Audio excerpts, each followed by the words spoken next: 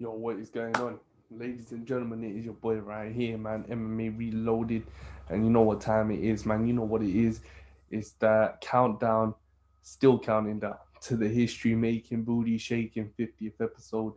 And we're here tonight, folks, with episode 9 of not Real Talk, but MMA Reloaded on the mic. Yeah, folks. And if you've been keeping up with the On the Mic podcast lately, on the mic shows, we have been dedicating it to the Cage Steel 25 event, which is taking place April 10th, folks. That's only like 2 weeks away, fam. You know what I'm saying? Oh, shit, I'm getting goosebumps, G, in my fucking hench arms. Folks, it is, Cage Steel 25. 25 um, ain't just the fucking name of the show, yeah? It is real shit, boy. It is real shit, fam. Yeah? That is the number of fights that they got on the card. 25 fights, boy. Yeah? And what you're gonna see on that show are the best young veterans. You're gonna see young lions. You're gonna see prospects, prodigies, highly anticipated pro debuts. And you're going to see that from the best UK MMA fighters in the world today, man. No doubt about that. These kids are the hungriest, group of fighters I've seen compete. Man, they're nuts, honestly. Um, so, folks, it has been a real pleasure for me to sit with Cage Steel athletes, to sit with the boss himself, Dominic Gibbs, who I cannot thank enough for his respect and generosity that he's shown me. Uh, I would like to, I extend that gratitude back to him. You know,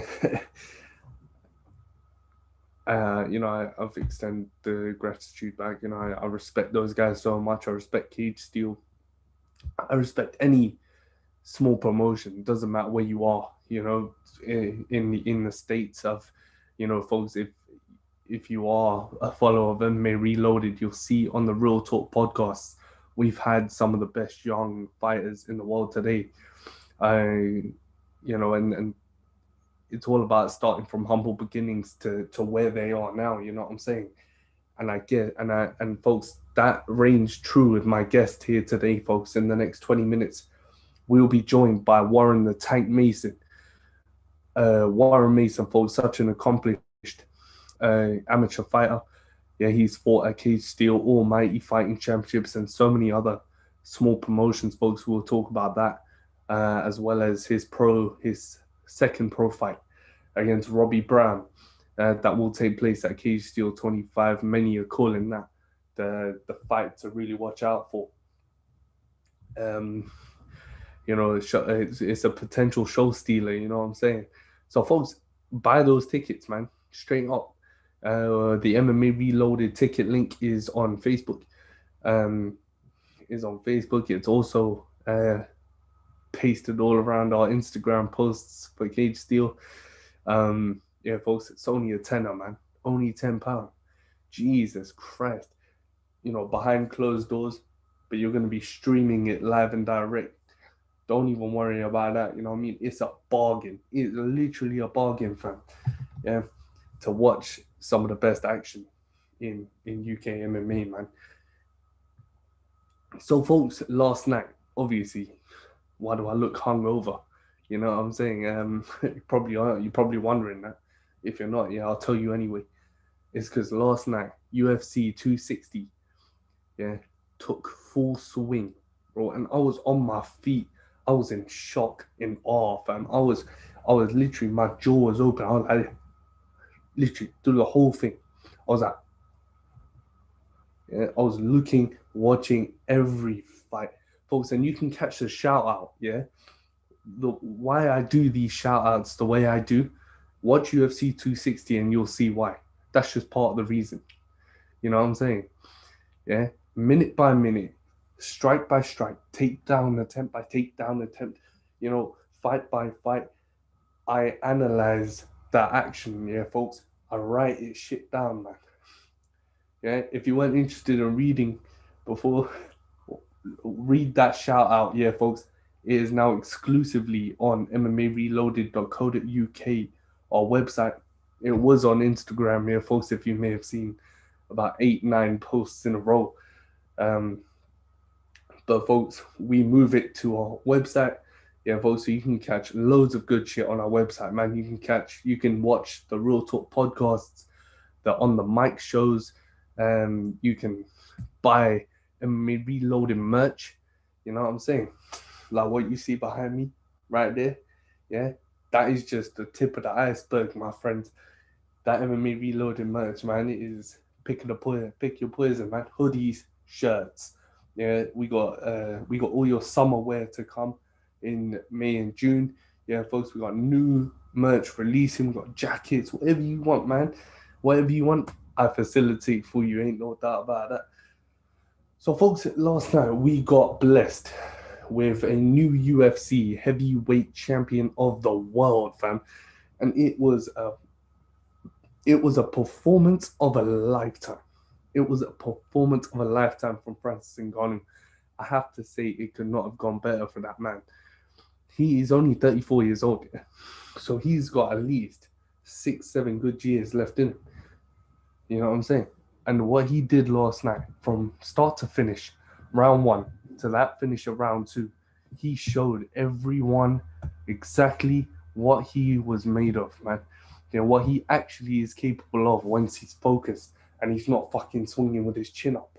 Yeah, he used his beauty. He stuck behind his jab when he was finishing off his combinations. When the opportunity struck, he threw his kicks.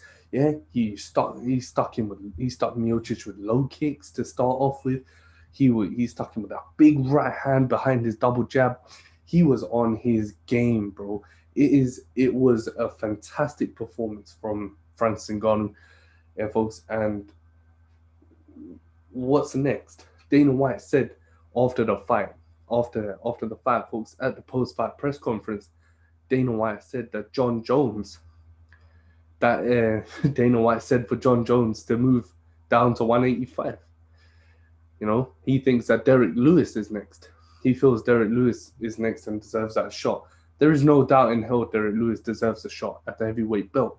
But what everyone wanted to see from the beginning, and this is why John Jones took all this time off, is because the UFC wouldn't allow him to fight Francis Ngannou and go up to heavyweight to challenge Ngannou while he was still a light heavyweight champion.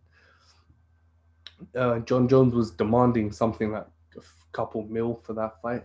3 million, I think he was demanding for that one, or 2, and the UFC wouldn't splooge it out for him. I think if the UFC can't splooge out a couple of mil for one of the best fighters of all time, but they can splooge it out for Conor McGregor, it's kind of iffy. You know what I'm saying? There is that favoritism there. There is those fight politics. And hopefully, folks, tonight, if I do sit with, tonight, folks, we will try and reschedule. We are going to try and reschedule episode 49 of MMA Reloaded Raw Talk. So you get 2 shows in one day. Yeah, 2 shows in one night from your boy right here, man. If I do get once, if MMA Reloaded 49 does air tonight, folks, we will discuss that. Obviously, we will discuss the politics and favoritism. So, but it is there though, definitely. I mean, if you can't splooge out a couple mil for one of the greatest, how can you splooge it out for Conor McGregor? Why? You know what I mean? It doesn't make fucking sense. I mean, if you use your fight brains there, folks, if it is there, you know what I'm saying? If you're not casual fans, you're a hardcore fan, you know what I'm talking about, you know what I'm saying? And it is there, you know what I'm saying? Michael Chandler getting passed over for the lightweight title shot over Justin Gaethje, seeing as Dustin Poirier chose to go for the McGregor fight rather than the title fight with Charles Oliveira. You sort of see that a lay of the land is starting to be laid out in front of you, right? And I guess we're gonna have to wait to see what happens in that lightweight division, how it slowly dissects itself, which is what it's doing. Oliveira and Chandler will meet for the heavyweight title. Then you have, in my opinion, you have Conor McGregor versus Dustin Poirier. Then you have Tony Ferguson and Beneil Dariush, which is going to be a great fight. Neil Magny versus, oh no, that's welterweight, my bad. Tony Ferguson versus Beneil Dariush, getting ahead of myself, man. Yeah, so that's practically your top 6 right there covered. The top 9 covered, really. But that top 10 at lightweight, folks, is stacked, bro. It's stacked. And I can't wait to see how they dissect the division with that top 15. And we see how that goes. If we look at the top 15, bro,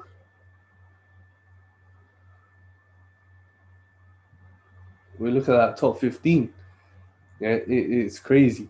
You know what I'm saying? And I'm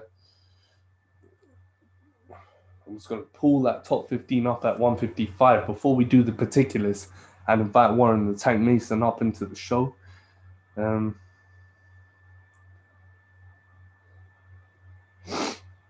Check this out. So you got lightweights going down. Yeah. So you got Rafael dos Anjos here, folks, who has not been given a fight yet. And most likely Islam Makhachev will be the man to face Rafael dos Anjos. You got Dan Hooker, folks, who has not been matched up since his loss to Michael Chandler.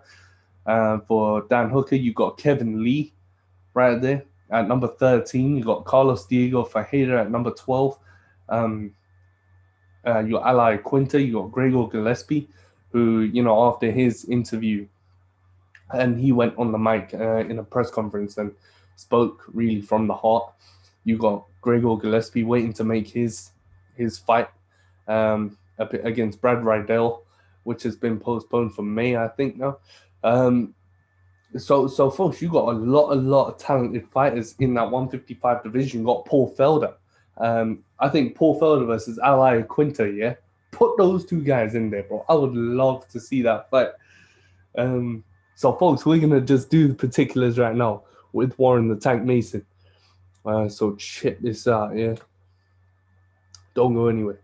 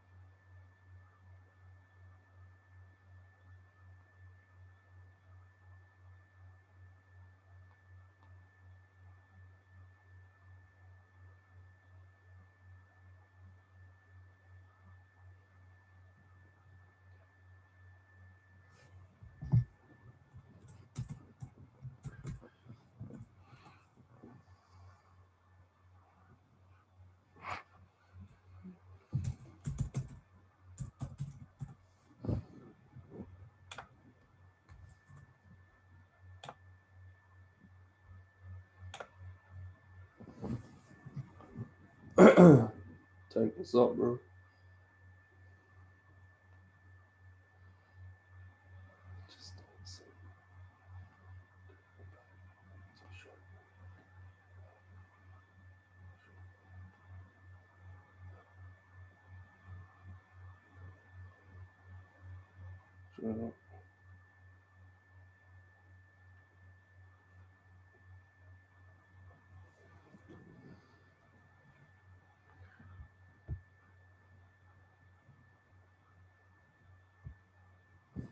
Folks, welcome back. You know, we just had to do the particulars.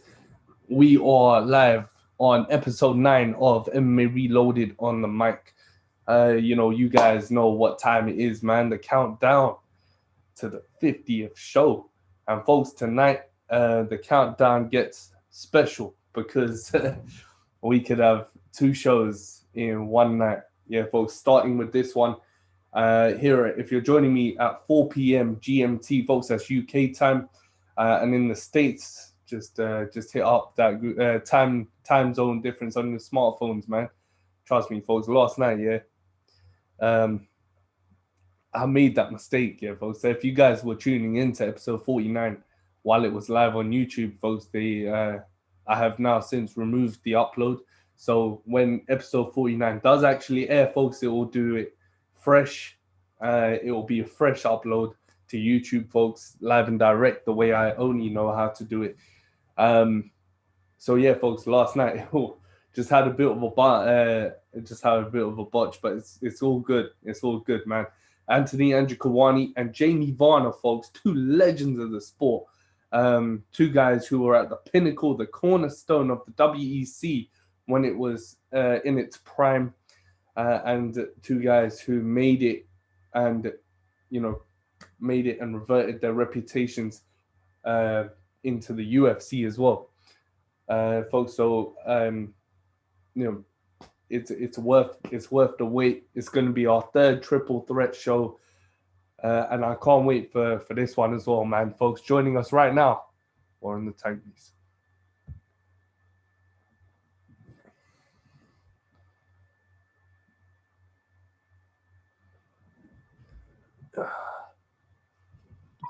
All right, mate. Yo, how you doing, mate? Sorry, mate. I've just got out of the shower. I'm half like naked here. Nah, it's cool, man. It's cool, bro. Look at that, man. The tank is in good shape right there, brother. Yeah. Getting there. Oh. How you doing, mate? Yeah, I'm good, bro. I'm all right, man. How you doing, man? Yeah, I'm doing good, mate. Getting there now. Bro, how's it been going, bro? How's COVID and lockdown been treating you, man? It's not too clever. It's been a bit crap for everyone, to be fair, like, hasn't it? Yeah, 100%, bro. What have you been up to during this time, man? Not a lot really. Just sitting at home, and then obviously I've just started training again properly. Like, well, a couple of months back, about 4 months, something. 4 months, man. Yeah. So, because that's like at the gym. Like, I've been doing obviously fitness and everything, like a little bit of pad work and stuff with my mates outside at gym and that, but recently, just last 4 months or so, just been at gym. So, bro, it's always good, right, to stay busy. You know what I'm saying? And keep fit when you can and when you can. It's been over a year since lockdown started, so obviously it's a bit of a piss take for everyone. So, bro, Tank, if for those people who don't know who Warren the Tank Mason is, bro, how did it all start for you in MMA, martial arts, combat sports? How did it start, man? Basically, I was just a little bit of a bad kid, like, when I was younger. Okay. I just got into like wrong crowd. I ended up having a fight with this kid who was a lot older than me at the time. I think only like early teens, and he was like just like 20 or something. And I ended up having a scrap with him, and I didn't know nothing. I just like watched a bit of MMA at the time, and I ended up having a fight with him anyway. I like suplexed the kid onto concrete. Honestly, it's bad. It sounds bad, like. Like I ended up like booting him, like giving him a few shots while he won't floor and that, and then like got a lot of trouble from it, like all the kids and that. So I put him in hospital. To be fair, like we were quite bad, and like all his mates and that at the time, like were like, oh, you can, we're gonna beat you up and that. We want money off you and stuff, and I was like, God. I was like, I'm young, I've got no money, but if you want money, you're gonna have to come and take it off me, basically. Yeah. And a lot of them were just like threatening me all the time around village and that. And then told, obviously, like one of my mates, older brothers, he like I lived with him and that for a bit, so. He was just like, I'm not having that. He went to MMA. That's only why I knew a little bit about it. And he was like, I'm not having them bully you and that. I'll take you down to the gym and then you can learn a bit. And then obviously, once I think that you're ready, we'll go see if they want to take money off you after you've had a fight. And then it came to it like, went to the gym, did like a couple of weeks at gym, and then like my coach at the time was just like, get you a fight if you want one. So obviously I was just like, didn't even know what to say. It didn't even like come across my mind that I wanted to fight. I was just like, yeah, I'll fight. And then, that was basically it. And then I had that fight, and then we went to an house party after my first fight, and all them lads and that were there who were asking money. They were all there, and obviously, like, I got my lips split. I had like a black eye, bust nose, and everything. You know what I mean? I was in a bit of a bad way. And my mate at the time, he came to obviously my fight, and he was like, when we got there to the house, he was like, "Come on, them boys outside with him now." And I was just a bit like, "I just had a fight, I'm battered." You know what I mean? And then like it all got squashed by then. You know what I mean? And I'm all right with them kids now. But yeah, that's basically the story of getting into it. Like, well, you know what? I guess when we grow up here from childhood and stuff to where you are now. You learn from these experiences, you know what I'm saying? And for some people, going into MMA for kids who've grown up, you know, I get, you know, like you have, you know, and like I did, you know, we, you know, stuff like MMA and going to the gym and learning these things does help us mature and grow up. Yeah, discipline, doesn't it? Yeah, 100%. Yeah. It changed my life. Like, I can't lie, or going down a bad path and that. Do you know what I mean? So I'm grateful for my mate actually taking me to the gym and that. Do you know what I mean? 100%. But we all got that. But you know, get me some like purpose and focus. If that's about right. Yeah. Yeah. And now look what you're doing, man. You're making a career out of it. You know what I'm saying? And you're about to fight in fucking 2 weeks on one of the most stacked cards I've ever fucking seen in my whole life, bro. It is crazy. Like, it's nuts, bro. Honestly, but no, man, it's good to hear that you come from that type of a beginning and you are where you are now, man. I'm glad to hear that, man. But when I saw like old fight posters of you, yeah, and I was like thinking, bro, he's massive. Like, he's crazy. He's big as fuck. And was it hard to maintain? Of course, bro, with gyms being closed here in the UK and stuff, was it hard to sort of maintain that physique, that sort of fitness level that you had? Of course, when you're going to the gym. Yeah. No, yeah, definitely. I mean, like, I had my first pro fight, and that was like 2 years ago. But I just had my kid in that, so that was like a bit all over the place. And then obviously after that fight, we booked another fight, and I was just like starting to get back in because I took a bit of time off because I was like getting a bit depressed and that. Not just with the MMA, just like with my whole life. So then when that came about, I just started to get back on my feet and that, do you know what I mean? And actually enjoying training and everything again. I had that first pro fight. I just had a kid, so I took a couple of weeks off. I went back to the gym, started putting in some hard work again, and then I got matched again on Almighty Fighting Championship. And then I caught COVID. Like, I didn't know much about COVID. I don't like watch news or TV or all that. I don't follow none of that.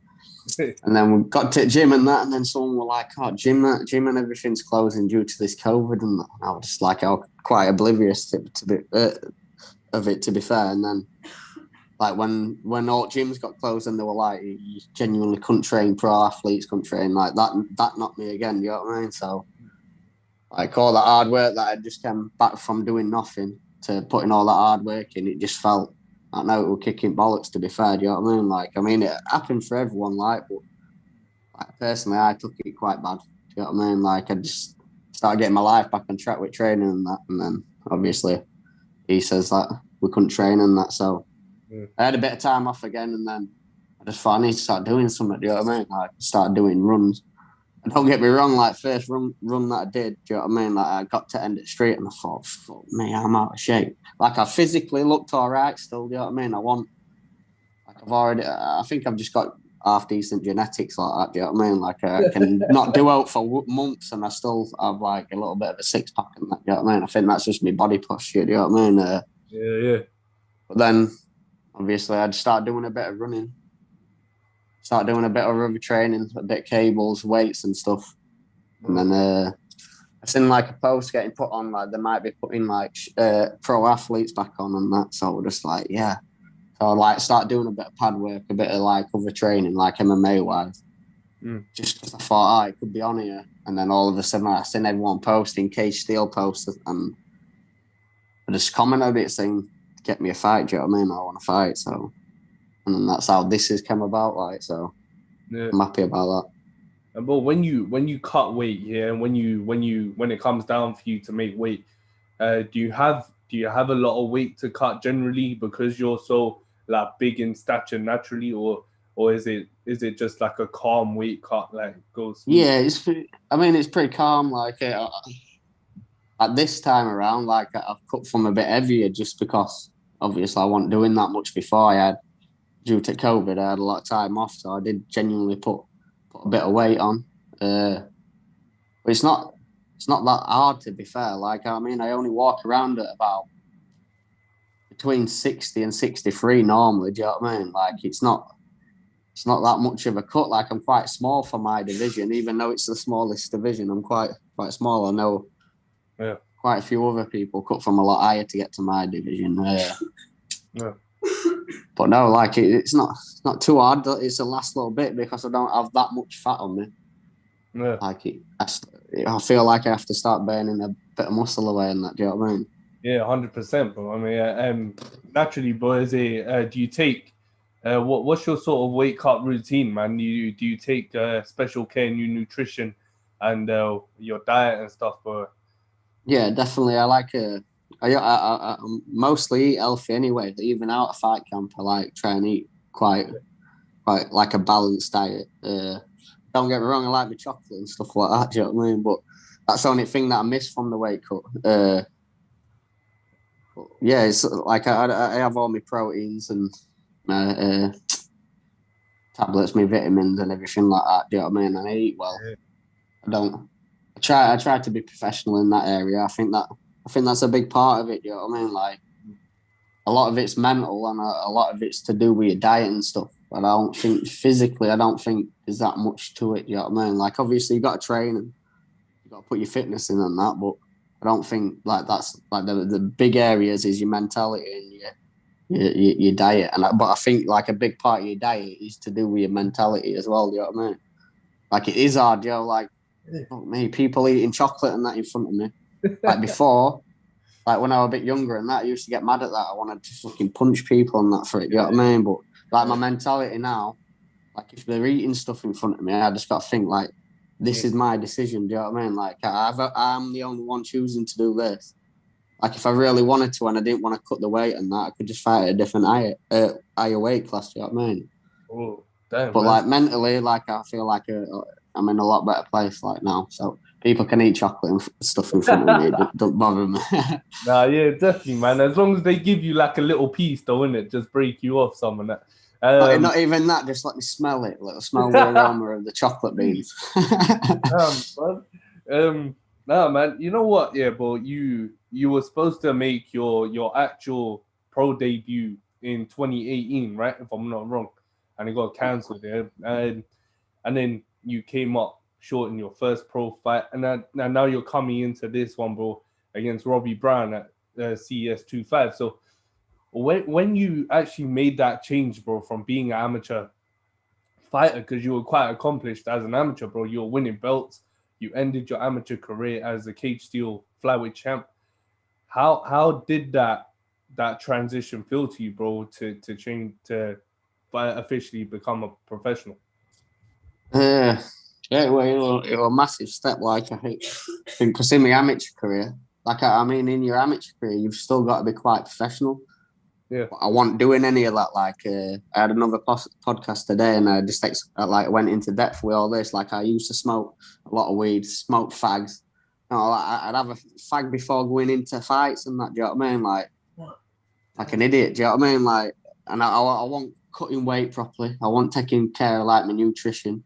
None of that. Do you know what I mean? It was just like proper. Like I was doing it all amateur wise. Do you know what I mean? It just that's how it felt. Like obviously I wanted the career out of it, but like I want doing them professional things that you should be doing as well as an amateur. Do you know what I mean? But like now, I want to make a career of it. I believe like what I was doing in my amateur career, like I did, like you've said, like I was quite accomplished. Like I got titles, I got medals and stuff.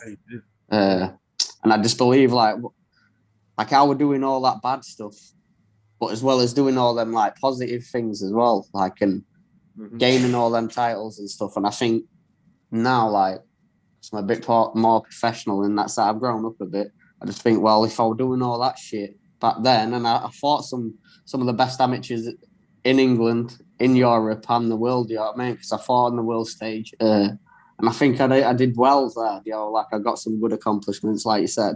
And I think if I were doing everything right back then, like I probably would have been a lot better off from that. And now turning pro, I've got to be professional in all areas, not just have the status as a pro fighter. I've got to be professional in, like, we're doing the media stuff like this. Like, I used to get asked to do this stuff, and I just used to be like, no, or I'd ignore messages and that.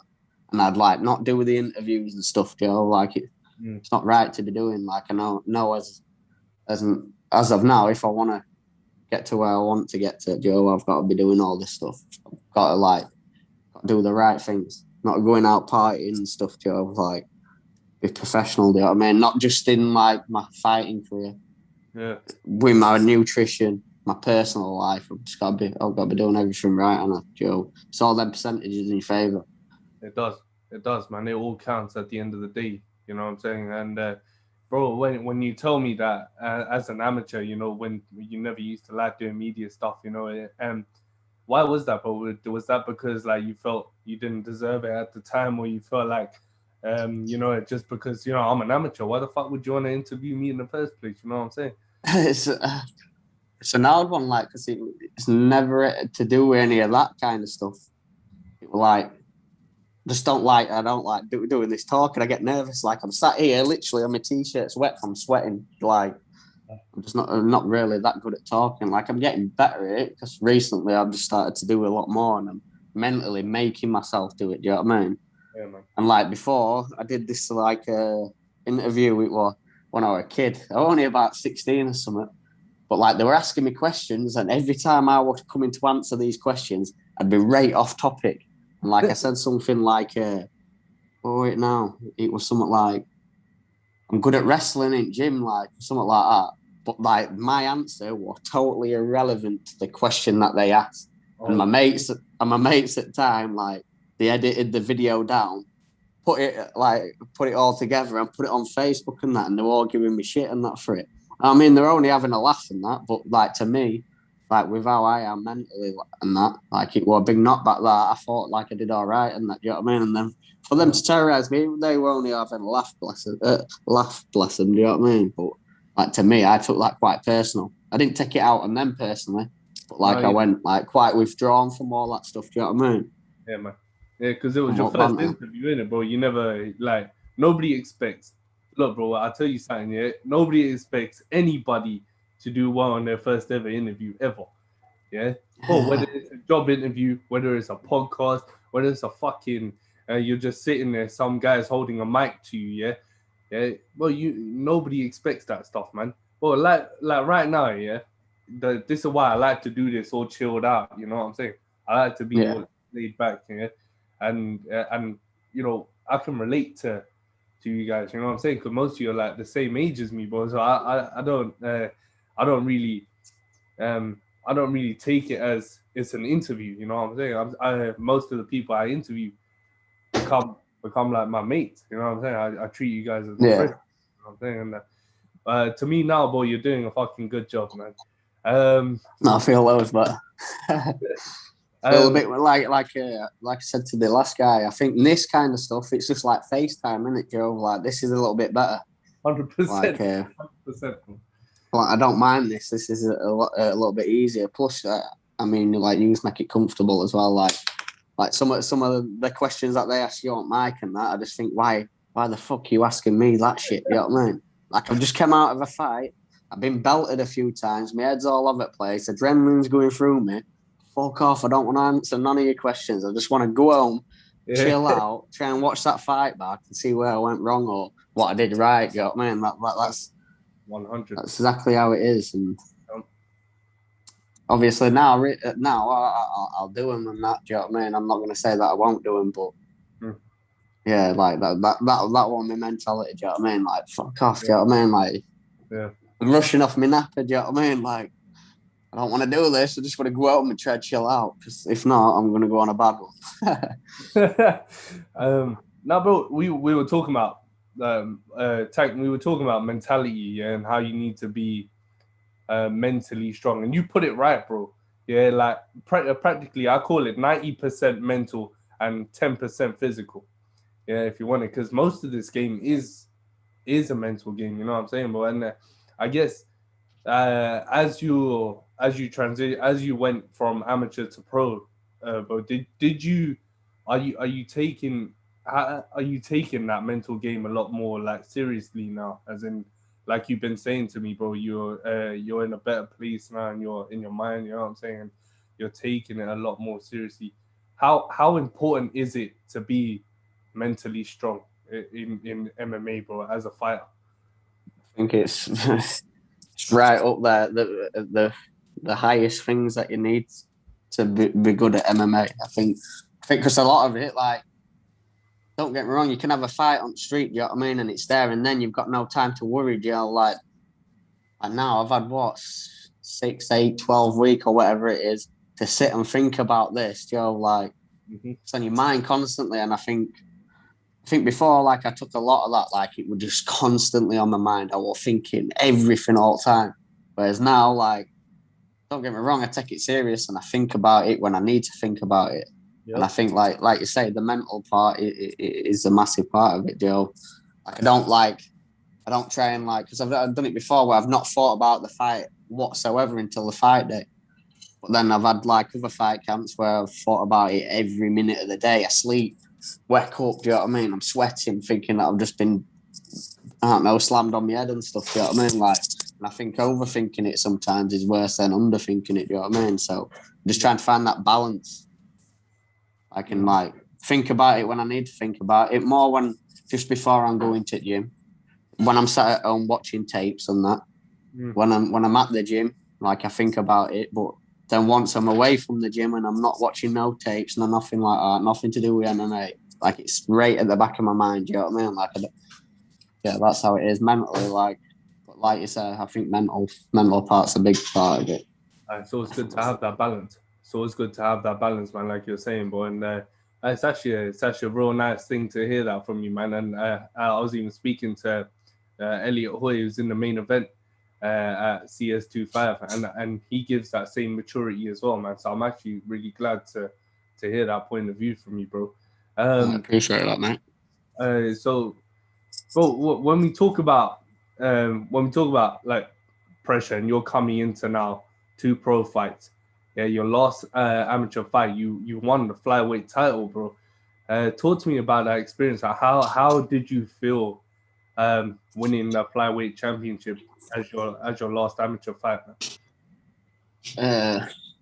Mentally, it was good for me.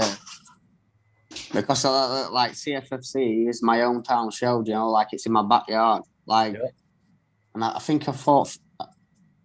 I don't know how many times, like 100% certain of it. I think I fought for their belt like 2 or 3 times prior to that. Do you know what I mean?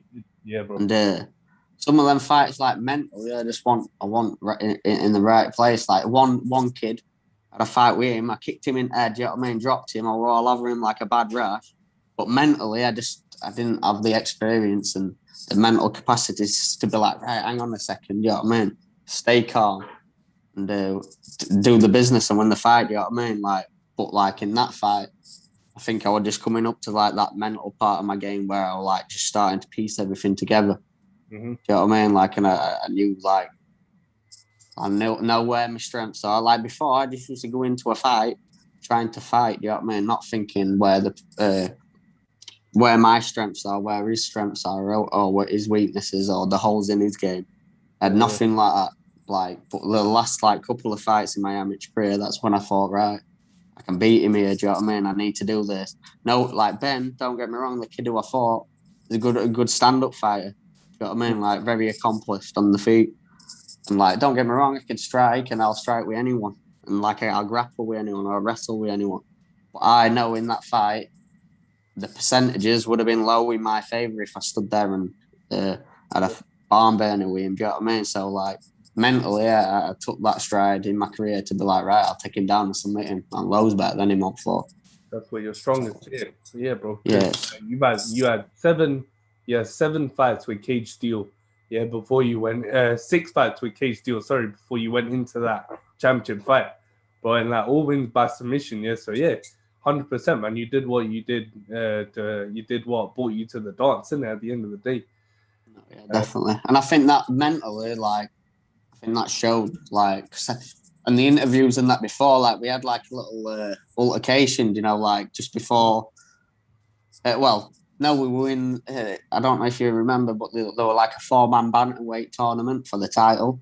Okay. There were me, Lewis Scott, obviously Ben and Reese, and we were just going to do some media stuff then as well. And we're all there were a couple of us sat there, and obviously you were in the chair before, and I think he would have said what the fuck are you looking at? Do you know what I mean? Or what are you looking at? Do you know what I mean? And then we had that little altercation, and obviously we went to the tournament for that bantamweight tournament, and obviously we didn't meet up. We didn't meet up in that tournament. That's just how it went. That's how it worked out. And obviously that little altercation, I think, got us that title fight for the flyweight belt. Shit. And obviously, naturally, I'm just a flyweight. You know what I mean? I'm pretty small for bantamweight, even though I fought in that category before. So, leading up to that, I think mentally, I rate wanted to punch his head in. Do you know what I mean? Don't get me wrong, I like the kid now. Do you know what I mean? I'll get along with him.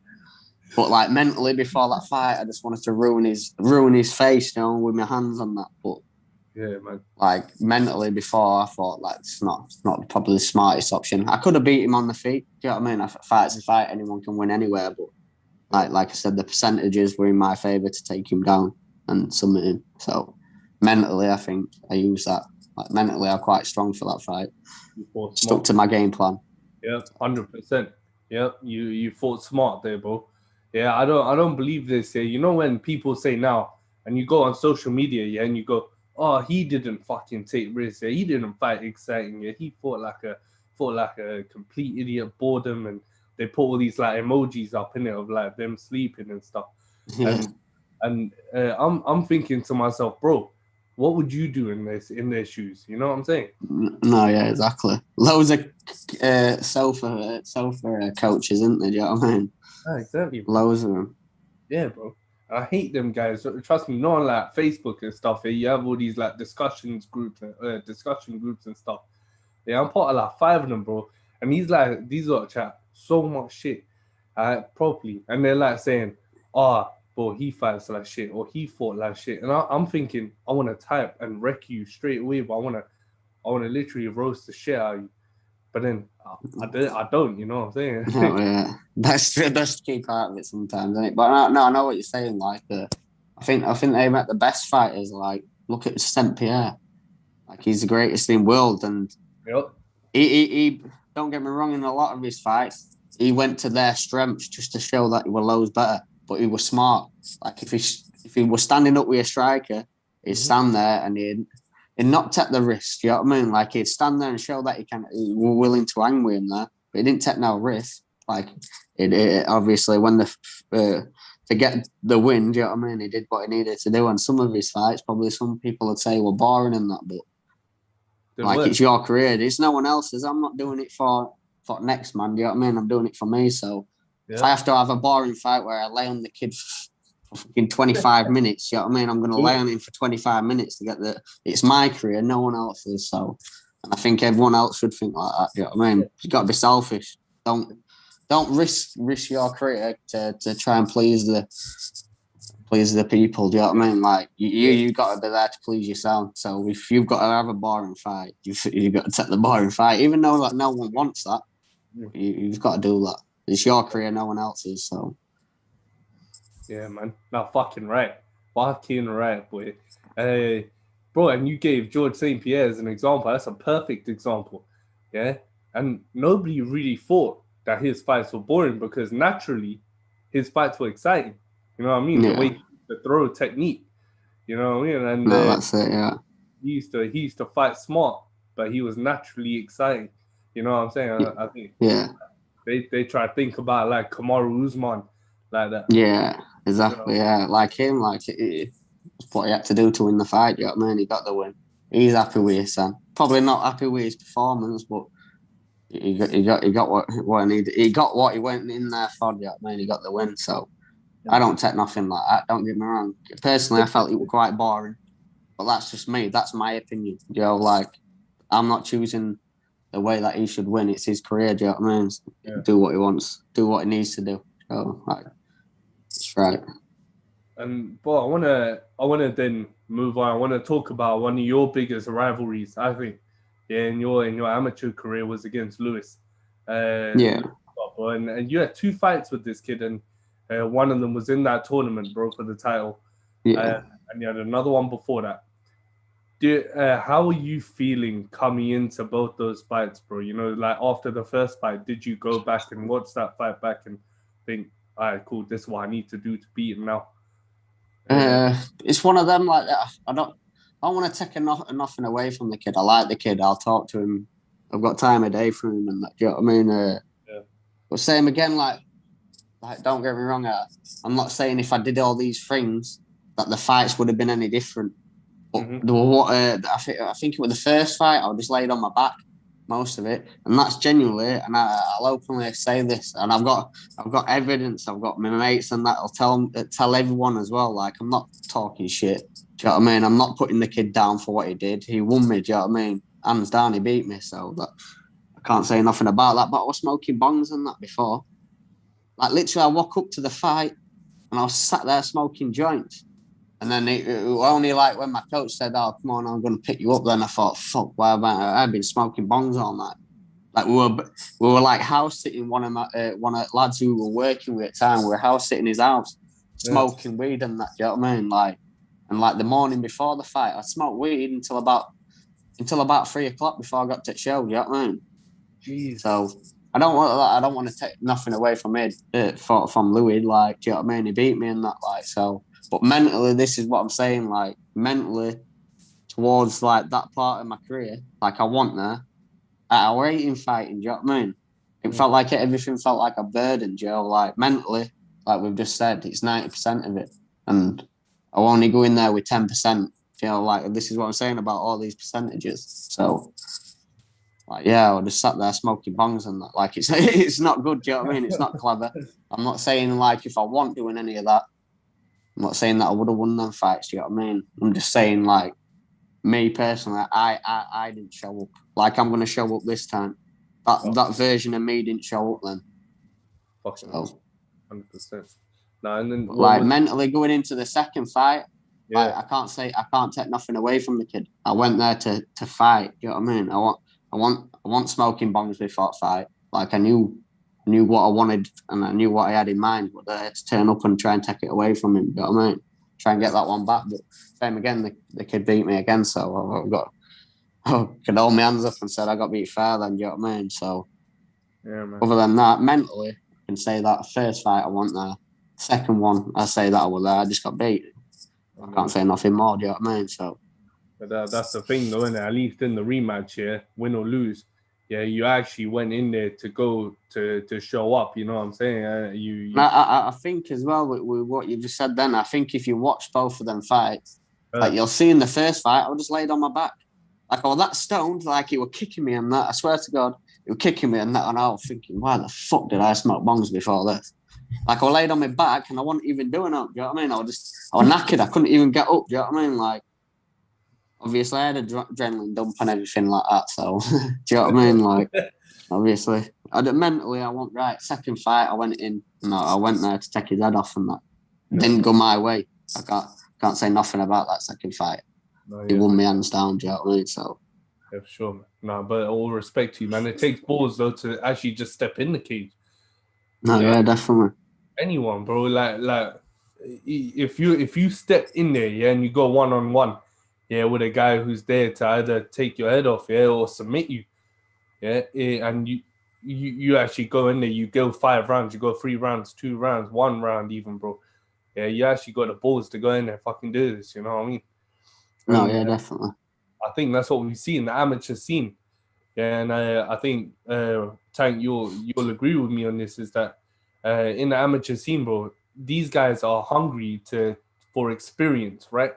Yeah, guys and girls, they wanna just level up their experience before turning professional. Like, do you believe in having as many amateur fights as you can before turning pro? Oh yeah, definitely. Like I said this on the last podcast. You see a lot of these guys, they'll fight a couple of journeymen, they'll be on like a decent undefeated record, turn pro, and they're still trying to they're still finding the feet at pro level. That's not what you want to do. Like, don't get me wrong, like to a certain degree, you're still doing that. You're still building yourself up as a fighter, and you're still learning and getting that experience and that. The more that you do in the amateur, like your amateur, it don't fucking matter. It don't matter if you have 1 win and 35 losses. As long as you're getting all them minutes in the cage, that's all that counts. That's your experience right there. Like, and I wouldn't want to go in, like, personally, if I could go back, I'd want every one of my fights to be 3-minute rounds, all going to the decision. Do you know what I mean? Or finishing them in the last round. Because obviously the cage time, do you know what I mean? That's experience. And you're not getting, you can't simulate that experience. You know what I mean? You can't. No matter how many rounds you do in gym, it's not the same as a fight in front of a crowd, and you can never emulate like the amount of like work that you put into when you're actually fighting. Like a jab, do you know what I mean? Is that more energy than 20 jabs in gym? Do you know what I mean? So like, as an amateur, if I could give someone some like good word of advice, try it. Like, don't get me wrong, getting finishes and that amateur, it's all right. Do you know what I mean? You feel decent, but like the longevity, do you know what I mean? Like, get the timing and get as many fights. If you're healthy, fight every other weekend. Do you know what I mean? There's someone in there who's gonna. If it gets bad, there's someone in there to stop you. You're not gonna die. No. You know I mean, fight every other weekend. If you're healthy, you got no injuries, and you're fit, and even with the weight, do you know what I mean? Don't just fucking kill yourself to get to lowest weight. Don't try and be walking around at 70 and try to get to like 56. Don't do that shit. No point doing that. Like, fight. Like, if you're walking around at 70, just go to 66. You can make that in a week. Do you know what I mean? No problem.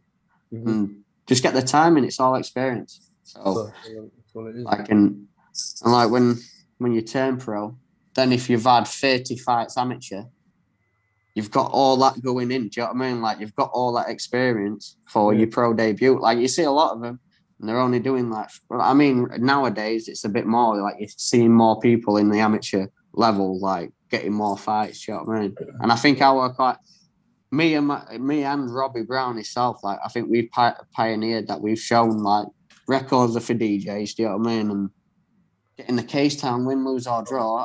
I think our amateur records are fucking terrible when you look at them on paper. Nah, bro, come on, man. What? Don't know. I mean, like, do you know, like, obviously wins and losses, they're like pretty even. Do you know what I mean? Like, both of us are. Like, it's terrible to spectators. Do you know what I mean? Like, people who are watching, they want to see someone with like 17-0 or something. Do you know what I mean? Fun that, man. Do you know what I mean? Like, just get get the fights in. You know what I mean? Like, yeah, exactly. Get that experience. Like, you don't want to be at a pro level. Yeah. Trying to make a career of it and still finding your feet, making stupid, amateuristic mistakes. You don't want to be doing that in your pro career. You want all that experience before you turn pro. Do you know what I mean? So then when you're coming into them pro levels, even at a low level, like you're pretty seasoned. Do you know what I mean? Like you're not making them mistakes and that. Do you know what I mean? So there you go, man. If I could say to anyone, I'd just fight it. You know what I mean? Like you have a couple of years at amateur. Do you know what I mean? Have a good amateur career. Do you know what I mean? Make it your amateur like part of your career, a career on its own. Do you know what I mean? Yeah. And then obviously when you go to pro, like I know where you're more seasoned. Do you know what I mean? Like I said, you just got experience. Like that experience counts for a lot. Do you know what I mean? For the walkout, you won't zap as much energy for your walkout. You're kind of used to that. Do you know what I mean? Like all that, like I said, all that, it's all them percentages, isn't it? You know what I mean? It is, man. No, it is, bro. And I guess, fuck, you know what I mean? I think you're right, man. I think if you get as much experience as possible, fuck the record, man. Amateur, yeah. I mean, amateur, you turn pro when you've got a clean record. No one needs to know your amateur background. Yeah, then you go 17-0 when you go pro. Fuck that, you know what I'm saying? Yeah. So that's only when it counts. Yeah. I mean, and don't let the losses define you. Do you know what I mean? So yeah, bang. You got this guy, Ben Schneider, who's fighting on the card as well with you, man. CSFC 25, and you got his record, pro record is 3 wins with 25 losses. Yeah, and if you watch him on interviews and shit, he goes, bro, I don't care about my record. Yeah, I'm not there for the record. Yeah, I'm there to fight. You know what I'm saying? Yeah, I'm a fighter. Yeah? And bro, I think that's a great mentality to have if you're gonna go in there and go for it. You know what I mean? Because you got no pressure on you, then, bro. There's nothing to lose, bro. And you got everything to gain. No, yeah, that's it, definitely. I think there's, like you said, there's a lot too much of them, that a fighting journeyman, not really getting the timing, getting a really good amateur like record, trying to keep that perfect, then to transfer over to like the pro, transition over to like the pro level, and then they're worried like, oh, he's a prospect with this undefeated record at amateur and that. What's that even matter? Do you know what I mean? Like, yeah, I know, you just turned pro. Like, your amateur shit don't matter. Just other than to you, is it in that experience? You know what I mean? Yeah, man. And then Tank, when we talk about mental, I want to, and we talk about our physical, we talk about the percentages. Yeah, bro. Does that you've been in and you fought in a lot of different promotions, bro? Of course, we talked about Almighty. Yeah, shout out to Ray Thompson who runs that shit. He's one of my guys. Shout out Ray. And then, bro, when you fight at all these different promotions, Cage Steel, you fought at Almighty. Yeah, bro. Shout out Dominic Gibbs, definitely. But is it the same experience or is it a similar experience all the way through, or do you have different experiences? I think you have different experiences. Just like you have different relationships with people. Like I've had close relationship with like Dom and like Ray, like you've just said, Ray. But then I fought on like shows that are like miles away that I don't even know. Like, so that's like a bit weird. Do you know what I mean? Like my relationship with Dom and that, I know what I need to do. I turn up, when tickets and that are available, you turn up, you do that. You can fuck off out at venue, do what you need to do, come back, get ready. With them, I know they're pretty much the routine. Do you know what I mean? Whereas you go to other shows and that, and you've not been there and that, like it's all new. Do you know what I mean? Then it's all new. But I think as a whole, it's all pretty similar. Do you know what I mean? Like going to the shows. I think don't get me wrong, I've been to some shows where they ran terrible. Like I went to one show in like Birmingham ages ago, and they tried fucking giving me these pair of gloves and that. And they were telling me that I were having to fight in them, and they didn't fucking fit my hand. I couldn't get my hand in them. Do you know what I mean? And they were adamant. Do you know what I mean? They were adamant. I took the fight on 24 hours notice, and they were adamant that I was wearing them gloves. Do you know what I mean? Whereas Dom or Ray or someone like that who I've got a closer relationship and a bond with, they'd have understood, like, they're not fitting your hand, you know what I mean? Go and wear some other ones, yo. Like, whereas them, I had with the show in Birmingham, I had a pretty shit experience, you know what I mean? I turned up, I saved them pulling that fight off at card, and they were telling me, no, you're wearing them gloves. I even had to cut the finger straps on that to try and get them in, but the gloves were just fucked, you know what I mean? And they were still trying to tell me that I was wearing them gloves. And I was like, no, I'm not, you know what I mean? I'll wear my own.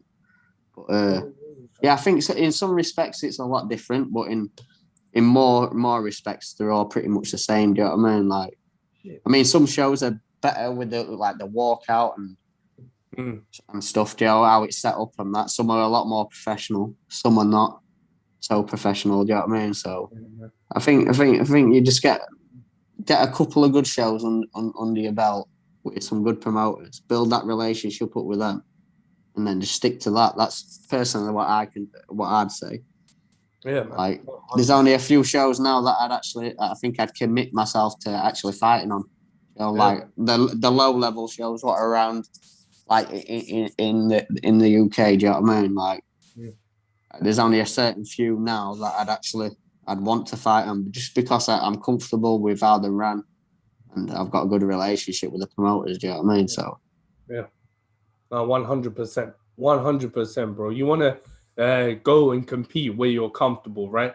When you know that you're gonna get treated properly, and where the fact that oh shit, I'm fighting for Dom or I'm fighting for Ray, yeah. I've got no problem with that. It doesn't create as much frustration for you as you would have if you go to somewhere where you're not really familiar. You know? Yeah, that's it. It's like we've just said, it's the percentages. So yeah, being comfortable is a big percentage of it. You know what I mean? Because you don't want to be stressing out about a fight. The only thing that you want to be stressing about is getting ready for the fight. You know what I mean? Like, and that's about it, really. And then, going into the fight and going to the shows is one thing, and then you're at a gym right now at the Unit MMA, yeah, boy. And shout out to Connor, but he was telling me, but we were speaking before this, and he goes, Warren's my guy, yeah. And I go, and he goes, I told him he's gonna have fun coming on the show, and yeah, no, definitely. Man, I've known Connor for a long time, man, and the guy is driven, man. But when we talk about training at Unit MMA, how is that for you, man? How has that experience been for you? How is the atmosphere at Unit when you train, man? Yeah, it's like the atmosphere is like absolutely spot on for me. I mean, I lived at like Andy's and Connor's house. You know what I mean? I live with Connor's mum and with Connor and Megan and all them lot. And then I lived at their dad's house as well. Like, they're pretty much my family. Do you know what I mean? Like, if anyone were to ask, like, they are my family. Do you know what I mean? So it's comfortable. Like, I mean, I've recently been going on about being comfortable and that you don't want to be too comfortable because you get complacent. Do you know what I mean? Where like there, I'm comfortable. I know that I'm going in and they're gonna make physically. They're gonna make me like a fit. Do you know what I mean? I'm comfortable with that. Like, we've got a lot of good techniques and that there as well. Do you know what I mean? But comfortably, I can have fun when I'm going there. Like, it's strictly going there for business, but I can have fun. Do you know what I mean? Like, and it's comfortable. Like you've just said. Do you know what I mean? You want to be comfortable, but like at the same time, I'm going to other gyms where I'm just as comfortable, but it's like got the uncomfortable factor as well. Yeah. And I think you need that. Like I've just said, if you like before, I was fighting just out of the unit, and I think because of obviously like my family and that, or too complacent. Like, I'm going down training and I won't really pushing myself. Do you know what I mean? Whereas now, like, I go down there, it's comfortable. I have fun with it. I get pushed hard, but then like when it all needs to be said and done and it's serious, like I'm going over to Hammer. I'm at Charlie's as well. They're places where I'm comfortable. Like, don't get me wrong, but I'm pretty much out of my comfort zone as well. You know, like, and I think you need a fine balance between that. But like you say, at the unit, I'm really comfortable and I've got 100% faith in what they're telling me and that as well. So, And bro, from a fighter's point of view, yeah, if a gym atmosphere for a fighter is too intense or it's too fast paced and they can't really and they feel a lot of pressure, how can that weigh in on a fighter mentally, bro? And uh, does it affect a fighter mentally if a gym if the atmosphere at the gym is too fast paced for them to keep up with, does that affect you mentally? Yeah, I think in some respects, yeah. I think that's more on the individual athlete. Do you know what I mean? But Yeah, definitely. Yeah, I think, yeah, definitely it has its role to play. Do you know what I mean? I think if it's there and it's too serious, you're not having a bit of a crack in that. Do you know what I mean? I think mentally, yeah, it can be draining. Do you know what I mean? Like you've got to have fun with what you're doing. Do you know what I mean? Like when it needs to be said and done, do you know what I mean? You need to be serious and that. And I think like you've just said with the unit, do you know what I mean? When we can have a laugh down there and stuff. Same with Charlie, same with Hammer. Like like they're all serious when it needs to be said and done, but we all have a laugh down there. Every one of them three gyms, like it's serious when it needs to be serious, and we can have a laugh when it's not. But like you said, I think if it's all too serious, you start hating it. Do you know what I mean? It's like it becomes a burden. I think yeah, definitely. because it's like it's too serious. Like I think that being too serious and that all the time, I think that zaps too much of your energy. Like I think that's mentally, that's where you start overthinking things. You know, like I'm not doing enough or whatever. Or do you know what I mean? I think mentally, yeah, I think it needs to be a fine balance. No, I think yeah. you need to have fun, and I think you need to be serious. When you need to be serious, and when you want to have a bit of fun, have a bit of fun. Do you know what I mean? So that's what I'd say. 110%, bro. That's for sure, man. That's real shit right there, man. You know what I mean? And you can attest to that. You know, going through it right now in training camp. You know what I'm saying? And what you've been going through when you've been training throughout your career, man. You can really attest to what it's like in the gym, man, and going to other gym. You know what I mean? Yeah, definitely. And bro, you know, first of all, man, yeah, I wanna before we wrap this up, you know what I mean? I just wanna say thank you, man. Um, you know, and I wanna thank you for coming through today, boy. You know what I'm saying? You did No, honestly, mate, it's my pleasure to do it. I'm glad that you've asked me. You've come to me and asked me. Do you know what I mean? So, I mean, you're giving me exposure. You're giving me experience of these interviews and that, and I've started to feel comfortable. And I've started to make some new friends from it as well. So that's really good as well. definitely, So, definitely, man. Fuck, and bro, and going into Cage Steel 25, well, I wanna you know, Robbie Brown, man, against Warren the Tank Mason. A lot of people are calling it a potential show stealer, man. You know what I'm saying? And you know, when I look at the two styles, they're very similar styles, bro. He likes to map, and you like to map, bro, too. Um, how do you feel? What have you been doing? Have you been doing anything different to prepare for Robbie? uh, uh, not been doing actually anything specific. I don't focus on too much on what they're doing. I think when you do that, you get too emotionally invested. In, oh, he's going to be doing this. He's going to be doing that. Yeah, What if he does this? I think everyone just needs to focus on themselves. Do you know what I mean? I personally, I've done that before in the past. Focus too much on what someone else is going to do. I get to the fight. We start having a scrap. I've got like a pre written up like story of how the fight's going to go in my head, and then all of a sudden like he could come out wanting to strike me, like just how he does in his previous fight. But I yeah. could go there thinking, right, we're gonna have a little stand-up fight or whatever, and then he comes shooting on me in first 10 seconds. So Jesus. personally, I haven't really been doing anything different. I've just been putting in the hard work, just focusing on sharpening my toolbox. You know what I mean, and adding new things to it. Obviously, I've seen a bit of tape on him and that, just to see where he goes wrong. There's a little bit of roles in his games, but I'm not focusing on specific game plans on that. I just want to turn up and fight. I think, like we've just been saying, like when you think of it too much and you put too much together, I think you kind of get lost within that. Do you know what I mean? I think focus on yourself. Don't get me wrong. Have a game plan of what you're going to do. Don't think too much on adapting that game plan to what he's going to be doing. Do you know what I mean? Yeah. Like, it's your fight. You're in there to fight your fight. You're not in there to fight his fight. I'm going to stop his fight. I'm going to stop his game. Do you know what I mean? Should I say? Mhm. I'm going to stop his game with my game and my game plan. So I think, don't focus too much on that. Just work on yourself and work on sharpening your tools. So That's it, bro. 100%.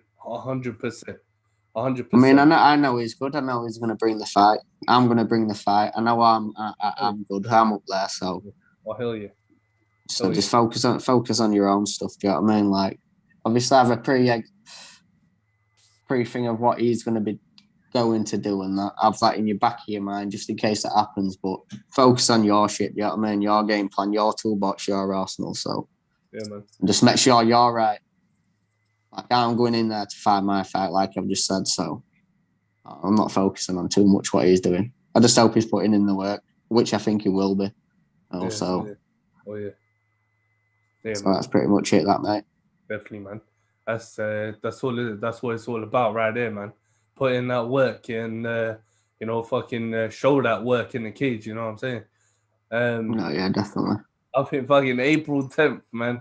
Yeah, these guys need to be buying tickets, bro. That's what's gonna go down. That's it, definitely.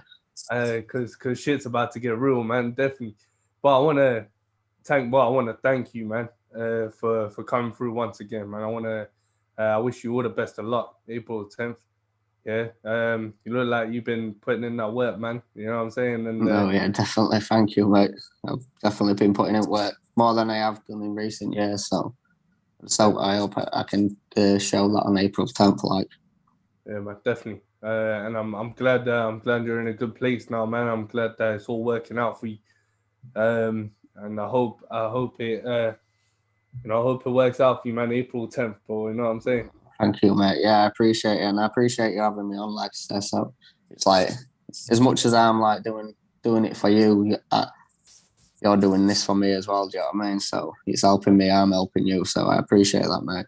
Oh man, I appreciate it too, man. Now, nothing but respect to you, respect to Kate Steele, respect to Dom, respect to all these guys, man.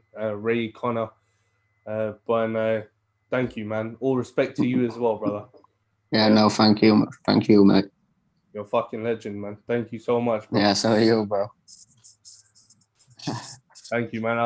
Hopefully, Bo will link up. We'll link up soon, bro. After the fight. Yeah, definitely after the fight. Yeah, hopefully I'll be coming on to celebrate my victory with you. So definitely, man. Yeah, I appreciate that, mate. Cheers, bro. Have a good one. Cheers, man. Mate.